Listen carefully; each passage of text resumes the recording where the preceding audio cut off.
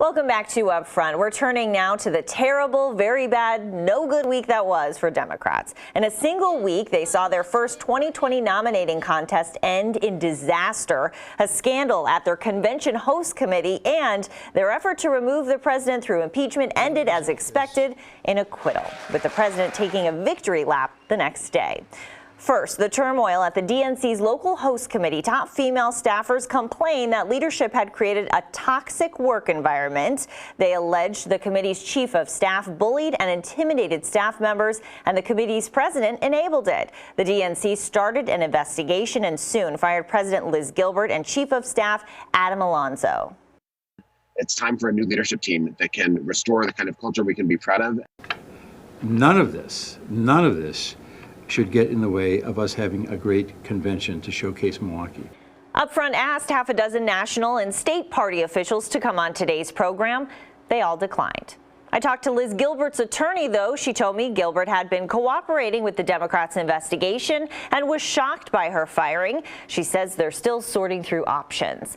The local host committee, now under interim leadership, is trying to show that convention planning is still moving forward. On Friday, they announced that Meyer Festival Park, the site of Summerfest, will host the DNC's official delegate welcome party on July 12th.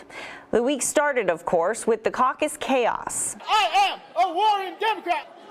Monday's First in the Nation event failed to live up to the hype when technical failures prevented the Iowa Democratic Party from tabulating and reporting caucus results for days. When results finally did come out, both Bernie Sanders and Pete Buttigieg declared victory.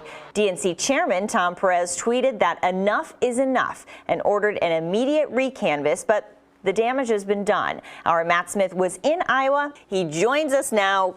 You were there for the chaos. Yeah. We know that Iowa holds this First in the Nation title. They wear it proudly. But after this mishap, do you think they'll keep that? That is the million-dollar question, right? And it kind of percolates every 4 years, and it has grown. This question of, should Iowa be first? They're not diverse enough. They don't know what they're doing. The caucuses don't work.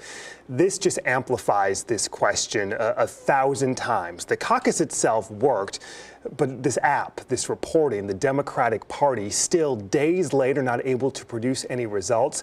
There are a lot of calls for this to no longer be the first. But 48 hours after the caucuses, you saw Iowa Democrats and Iowa Republicans coming together and say, hey, the caucus process still works. We love being first in the nation. We want to continue being first in the nation. They even have something in their state constitution that says the caucuses have to happen 8 days before any other primary.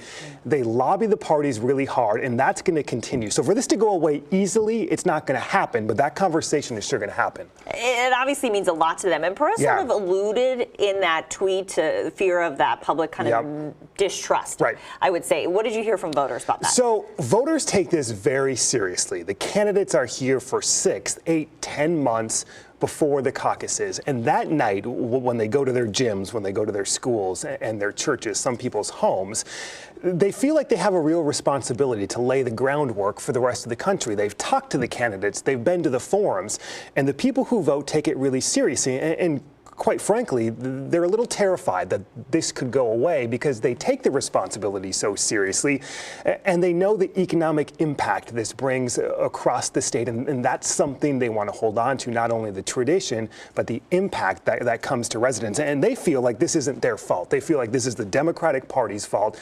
They did what they were supposed to, and the party needs to figure its stuff out. We have to talk about the results. Yes. Former Vice President Joe Biden coming in 4th. What do you make of that? So this has been incredible for him. This is the storyline that has not been told, is that the front runner is coming in 4th place. There are a lot of stories out about how his campaign is in a little bit of disarray, but Pete Buttigieg coming in the top 1 or 2, very close with Bernie Sanders.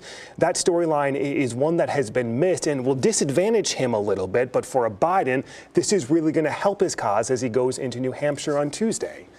Well, you were there, so we appreciate your perspective. It was a lot of fun. It's fun to watch the process, and there's a lot of controversy about it. But to be in these gyms with these voters, it is something special, and it's something unique, and I guess we'll just have to see if it continues. Okay. Thank you, Matt. Yeah. So we just talked about the New Hampshire primary is up next on Tuesday. Democrats can hope for a smoother process there.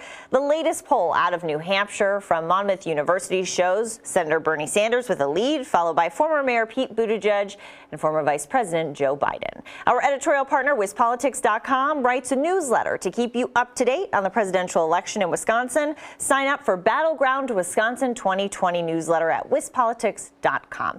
Coming up next, the governor's plan to put more money toward public schools, but does it stand a chance? And state lawmakers want to get tough on reckless driving.